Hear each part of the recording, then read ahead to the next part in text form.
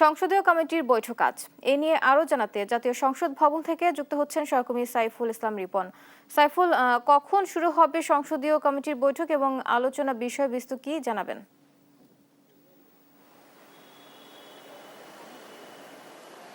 বুবলি, জাতীয় সংসদ ভবনের ক্যাবিনেট কক্ষে সভা অনুষ্ঠিত হবে এবং এটি জাতীয় সংসদের বিশেষ কমিটির সভা এবং এটি গেল 12ই মার্চ প্রথম যে অধিবেশন, সেই অধিবেশনে অন্তর্বর্তী সরকারের সময়ে করা 133টি অধ্যাদেশ উত্থাপিত হয়েছিল। সেই অধ্যাদেশের বিষয়ে কিন্তু সিদ্ধান্ত নেওয়ার জন্য এই বিশেষ কমিটি কাজ করছে এবং এই কমিটির সভাপতিত্ব করছেন অ্যাডভোকেট জয়নুল আবদিন এবং এখানে বিএনপি সহ সংসদের বিরোধী দল জামায়াতের প্রতিনিধিরাও এই বৈঠকে অংশগ্রহণ করবেন এই সভাতে। এবং এই সভায় মূলত গেল 12ই মার্চ জাতীয় সংসদে উত্থাপিত যে 133টি অধ্যাদেশ, সেই অধ্যাদেশগুলো নিয়ে আলোচনা পর্যালোচনা চলবে এবং সেই আলোচনা পর্যালোচনার মধ্য দিয়ে কোন কোন অধ্যাদেশগুলো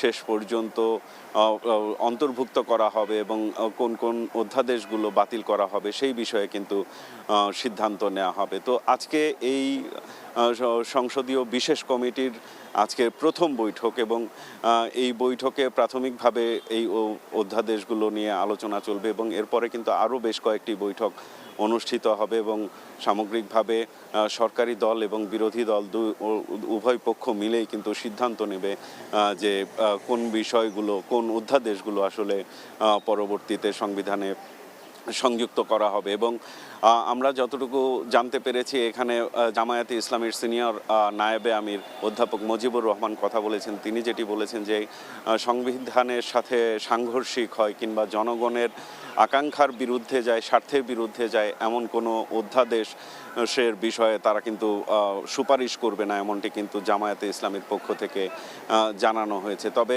এখন পর্যন্ত বিএনপির কোনো নেতার সাথে আমাদের কথা বলা সম্ভব হয়নি এবং আশা করি বৈঠকের পরবর্তীতে সরকারি পক্ষ এবং সরকারি দল এবং বিরোধী দল উভয় পক্ষ থেকে আমরা এই প্রথম দিনের যে বৈঠক, সেই বৈঠকটিতে কি আলোচনা হলো, কোন কোন বিষয়ে আলোচনা হলো, সেই বিষয়গুলো আমরা বিস্তারিত জানতে পারবো। এবং এই বৈঠকটি মূলত সকাল 11টায় শুরু হওয়ার কথা এবং সেটি ক্যাবিনেট কক্ষে অনুষ্ঠিত হবে এবং এই বৈঠক শেষে আসলে সরকারি দল এবং বিরোধী দলের 133টি অধ্যাদেশ নিয়ে যেই আলোচনা পর্যালোচনার প্রথম দিনের যে আলোচনা, সেই বিষয়গুলো আমরা জানতে পারলে পরবর্তীতে আপনার মাধ্যমে দর্শকদের জানানোর চেষ্টা করব। বুবলি।